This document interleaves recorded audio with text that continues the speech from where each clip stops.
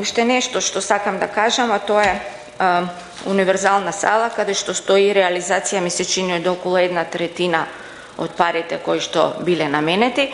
Биле наменети околу 117.000, не можам да ги барам тука, за тоа округло зборувам, а реализирани се 1/3, што ќе каже околу 40 милиона денари до фазата до која што е стигнато. Тоа се парите кои што ги даде владата.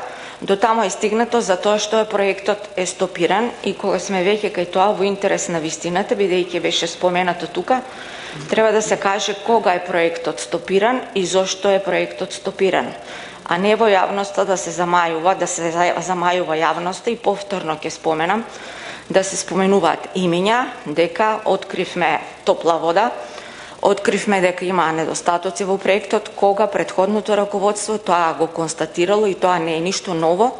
Лошо е што е така, меѓутоа тоа не е ништо ново и ништо невообичаено кога се во прашање ваков тип на реконструкции. Самиот изведувач си го видел тоа, си го конституирал и сето тоа е записнички евидентирано уште летото 2021 година. Тоа се тие фамозни записници кои што градоначалничката ги споменуваше, во кои што тогашното раководство во соработка со инвеститорот го стопира проектот, заради тоа што ситуацијата е таква каква што е, се поминува на она што треба да се отклони за да проектот биде безбеден. Сите се согласуваме дека проектот треба да биде безбеден и во следната фаза, како промена на проект, да се побара дозвола од општина Центар.